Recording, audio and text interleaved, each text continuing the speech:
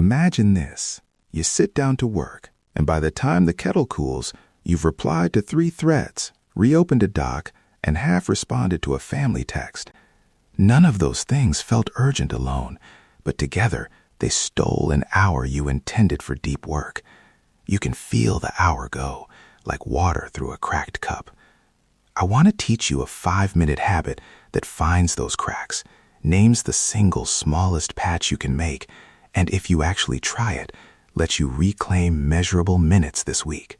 Quick frame before we start. We're talking low to medium stakes leaks, the things that quietly compound, not emergency triage. Respect for relationships and dignity is baked in. Every relational patch should begin with a soft preface so no one feels surprised. And a rule I want you to hold on to right now. The smallest correct rule. Map for 5 minutes, pick one single patch, then run a conservative 3-day probe.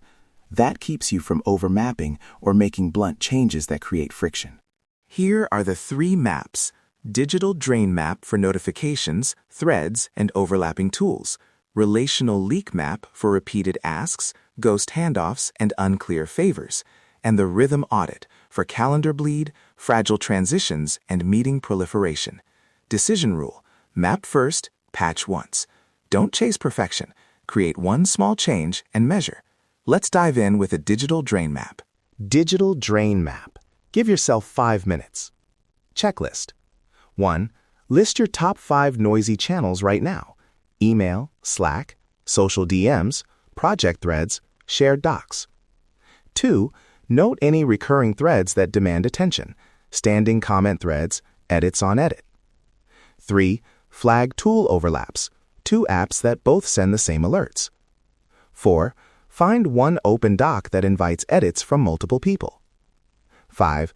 Check your last 24 hours. Which of these nudged you repeatedly? Score each item 1 to 5 for leak severity.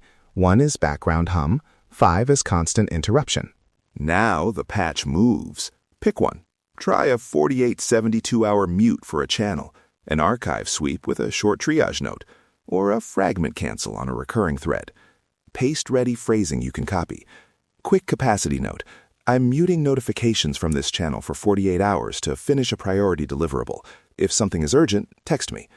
Or, if it's a thread you're canceling, I'm going to archive this thread after a quick summary so we can avoid duplicate asks. See summary below. Keep it short, reversible, and framed as temporary. Worked example A. Overflowing inbox. 5-minute map. Top noisy channel. Email. Recurring thread. Weekly review thread with 20 replies. Open doc. Shared brief with live comments. Patch choice. Buffer cancel plus send delay. Send delay phrasing you can paste. I'm batching email responses twice daily at 10 a.m. and 4 p.m.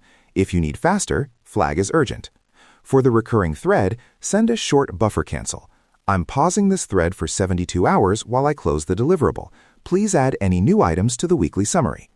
Expected signals you'll notice in the next day: fewer mid-morning pings, longer focus stretches, and a drop in reactive replies. That's your micro-evidence. Map number 2. The Relational Leak Map. 5-minute checklist. List repeated asks you receive from the same person or group. Identify ghost handoffs where responsibility is unclear. Note ambivalent favors that often get reopened. And flag emotional drains, interactions that leave you depleted. Rate each leak 1 to 5 for frequency and friction. One-line patches here. Capacity preface, conditional hold, and tiny contract.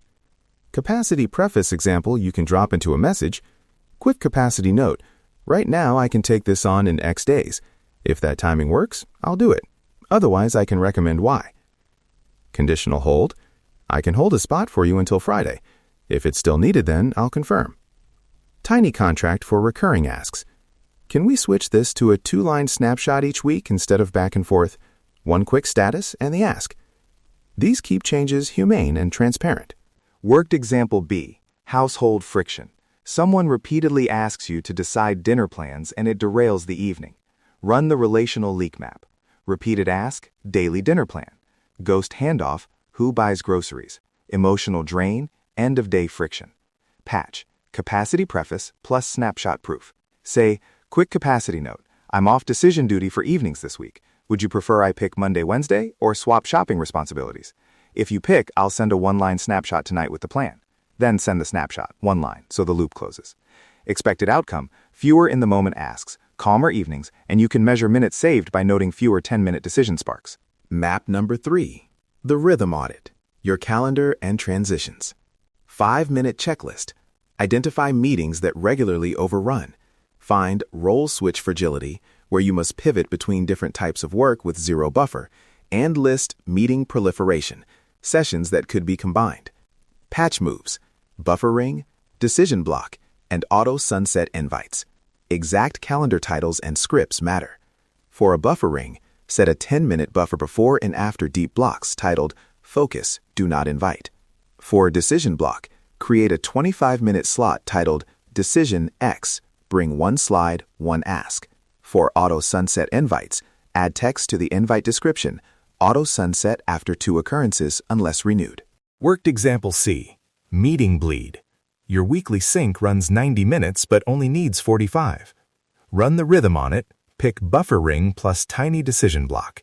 Change the invite to 2 items, a 10-minute buffer ring before, then a 45-minute decision block titled Weekly Sync Decision Agenda.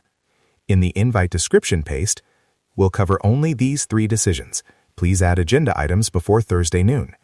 Expected first-hour result, a shorter meeting, immediate follow-up fewer than usual, and the surprise win, an extra 30 minutes back that afternoon. Delivery mechanics. Quick rules so you don't cause friction. Private versus visible patches.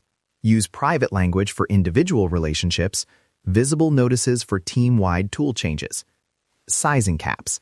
No more than 2 patches per week per relationship or tool, and never more than 1 relational patch without consent.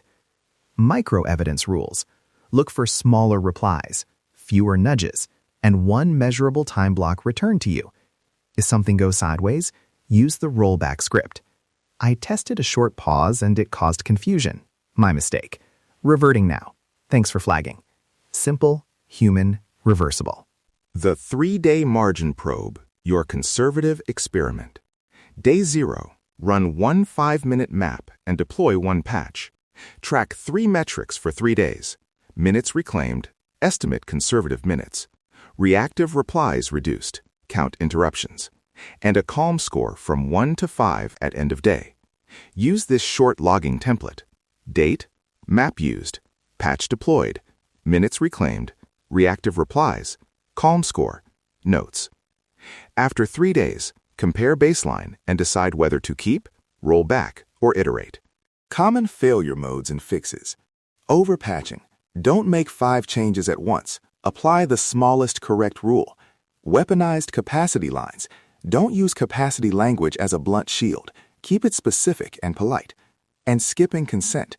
Always preface relational patches with a soft line. If a digital patch removes a necessary signal, use the rollback script and apologize for the misstep. Now, a micro apply. Pick 1 map, set a 5-minute timer, map, then pick 1 patch and commit to the 3-day probe. You'll be surprised how fast small changes compound. All right, here's the small challenge I want you to try after this episode. Run 1 map today, use 1 patch, and track it for 3 days. If you get even 30 reclaimed minutes, that's progress. Then come back here and leave a short review telling me which map you ran and the measurable change you saw. That review is the ritual that closes the loop, helps you commit, and helps others learn from real micro evidence. Go on, 5 minutes now. You've got this.